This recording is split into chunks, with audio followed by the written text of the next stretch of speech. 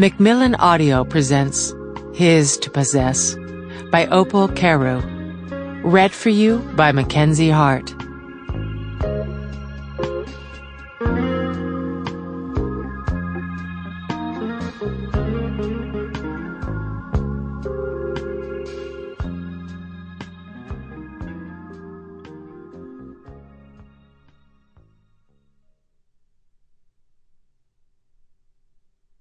The Seduction. Jessica watched the busy traffic and streams of people passing by the window as she took a last sip of coffee, then set the empty mug on the table. One man crossing the street toward her caught her eye. There was something familiar about his face, but she couldn't get a good look at him to figure out why. She pulled her wallet from her purse and placed her credit card on the bill the waitress had left on a plastic tray on the table. Eating at this little restaurant a block from her hotel had definitely been a good idea. The food here was much cheaper than at the hotel restaurant, and this trip to Philadelphia was already straining her budget.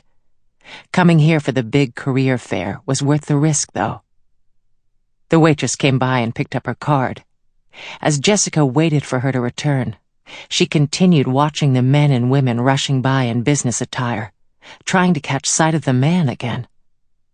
Self-consciously, she reached behind her head and checked her hair, which was coiled and held up with a clip. She didn't usually wear her long black hair up, but she felt it looked more professional this way. The same with her smart charcoal gray suit and white blouse. Not her usual attire, since the environment at her cousin Sally's company, where Jessica had last worked, had been pretty casual, and everyone who worked there normally wore jeans to the office. Thank heavens for credit cards. She glanced at her watch, and her stomach churned. She had to get going. The waitress returned with her card, and Jessica signed the slip and tucked the receipt into her wallet. As she slipped on her coat, she noticed the man again, this time buying a newspaper from a newsstand just outside. She froze when she realized why this man had drawn her attention. It was Storm. This man, in his expensive-looking tailored suit, his dark hair in a short and stylish cut, was the opposite of the Storm she knew. Her Storm had spiky hair and was typically in comfortable jeans and a skin-tight tank top that showed off his muscles and tattoos, with a black leather jacket at the ready for when he hopped on his big, sleek Harley. He was a guitarist in her brother's rock band, and he wouldn't be caught dead in business attire.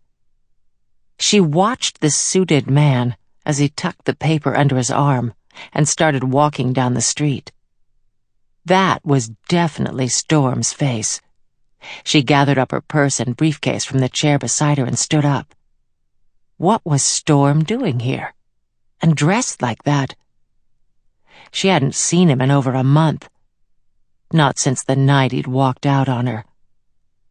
Everything had been so good between them before that. Her heartbeat sped up at the memory. It had been better than good. All the women in town had been gaga over him, but he'd only had eyes for her. Hot, incredibly sexy eyes. She almost giggled at the memory. He was so tall, sexy, and macho. He could have had any woman he wanted, but he'd chosen her. He'd always made her melt inside every time he looked at her, with that bad boy smile and those smoldering, love-filled eyes. At least she'd thought it had been love, but clearly she'd been wrong. He'd up and left her life as abruptly as he'd entered it 6 months earlier, leaving her heartbroken and lonely.